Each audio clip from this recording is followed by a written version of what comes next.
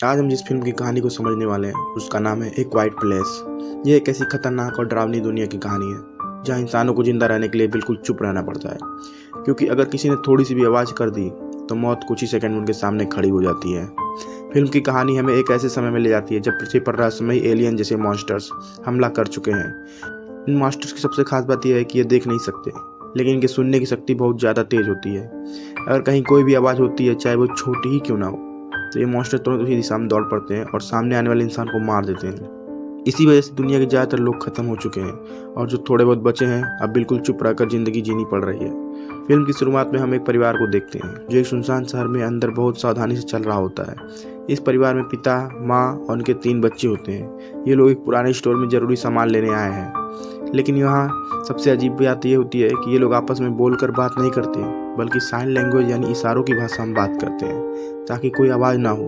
Store के अंदर वे लोग दवाइयाँ, खाने का सामान, कुछ और जरूरी चीज़ें लेते हैं। इस दौरान उनका छोटा बेटा एक बैटरी से चलने वाला खिलौना रॉकेट देखता है और उसे खेलने के लिए उठाने लगता है, लेकिन पिता तुरंत उसे रोक देते हैं क्योंकि उस खिलौने में आवाज़ निकल सकती है। वह खिलौने की बैटरी निकाल कर उसे वापस रख देते हैं। फिर भी बच्चे की बहन को अपने भाई पर दया आ जाती है। वह चुपके से खिलौना उसे दे देती है, लेकिन जाते समय वह खिलौने की बैटरी अपने बैग में डाल देती है। अब पूरा परिवार धीरे धीरे सड़क के रास्ते अपने घर की ओर वापस जा रहा होता है। वे लोग रेत से बने रास्ते पर चल रहे होते हैं ताकि पैरों की आवाज़ ना आए, लेकिन तभी छोटा बच्चा बैटरी को खिलौने में लगा देता है और जैसे ही खिलौना चालू करता है उससे तेज आवाज़ निकलने लगती है। यह आवाज़ सुनते ही पिता घबरा जाते हैं और तुरंत बच्चे की तरफ दौड़ते हैं, लेकिन उससे पहले दूर एक भयानक मॉन्स्टर बिजली की रफ्तार से वहां पहुंच जाता है। कुछ ही सेकंड में वह मॉन्स्टर उस बच्चे को पकड़ लेता है और उसे मार देता है। पूरा परिवार बेबस होकर यह सब देखता रह जाता है। यह घटना पूरे परिवार को अंदर से तोड़ देती है। इसके बाद फिल्म हमें कुछ महीनों आगे का समय दिखाती है। अब यह परिवार अपने फार्म हाउस में रहता है और बहुत सावधानी से अपनी ज़िंदगी जी रहा है। घर के अंदर हर जगह उन्होंने रेत बिछा रखी है ताकि चलते समय आवाज़ ना आए।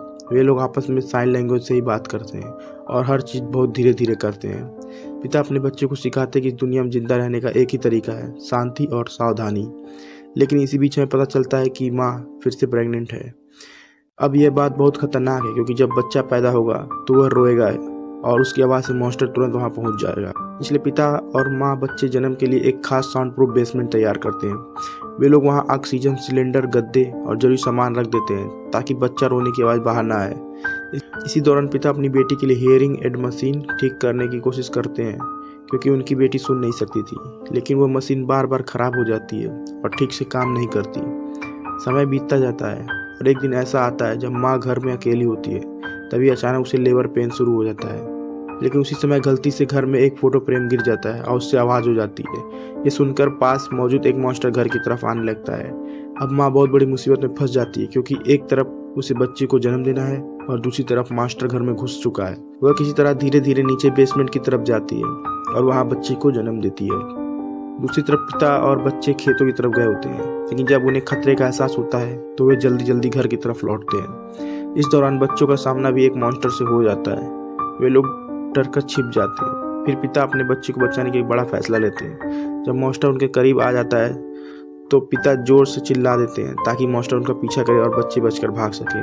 मॉन्स्टर तुरंत आवाज की दिशा में दौड़ता है और पिता को मार देता है।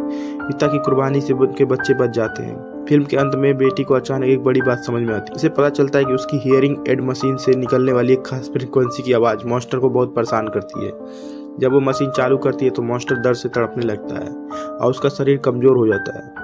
तब माँ बंदूक उठाकर उस मॉन्स्टर को मार देती है। इसके बाद वे लोग समझ जाते हैं कि ये वही तरीका है जिससे इन मॉन्स्टर्स को हराया जा सकता है। फिल्म के आखिरी सीन में हम देखते हैं कि कई मॉन्स्टर घर की तरफ आ रहे हैं, लेकिन अब परिवार डरता नहीं है क्योंकि उन्हें पता चल चुका है कि इन मॉन्स्टर्स को हराना कैसे है। और यहीं पर यह फिल्म खत्म हो जाती है।